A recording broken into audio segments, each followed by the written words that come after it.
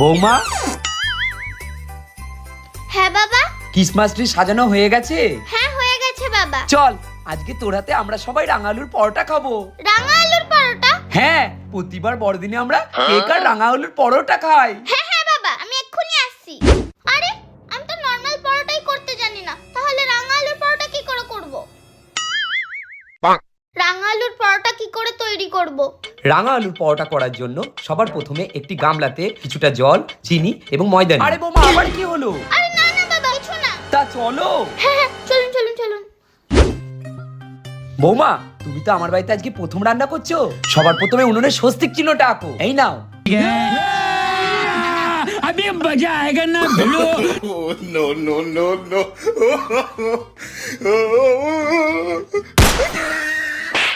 আরে বৌমা, কি উল্টো স্বস্তিক চিহ্ন আঁকছো? দাও আমি এঁকে দিই। হ্যাঁ, স্বস্তিক চিহ্ন আঁকা হয়ে গেছে। চলো এবার রান্নাটা শুরু করি। রাঙা আলুর পরোটা মনে হয় চায়ের মতনই তৈরি করে। কি কি যেন লাগবে? হ্যাঁ, জল, চিনি আর ময়দা। সবার প্রথমে কি যেন লাগবে? ও হ্যাঁ, বাটিটা নিয়ে আসি। আরে বৌমা, কোথায় চললে? তাওয়াটা নাও।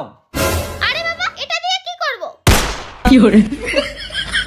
পরোটা কি আমার মাথার উপরে বানাবে? না না বাবা, এটার উপরই তো বানাবো। দাও বাবা দাও।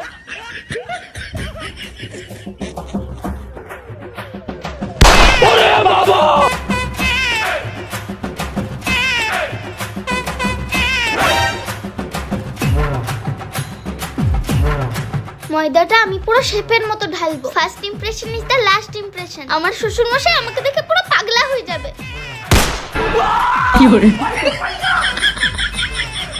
এ কি বৌমা, এটা কি? রাঙা আলুর পরোটা বাবা। ওরে বাবা! বাবা, আপনি আদা দিয়ে খেতে পছন্দ করেন না এলাচ দিয়ে খেতে পছন্দ করেন? ঠিক আছে বাবা, আমি এমনি বানিয়ে দেবো।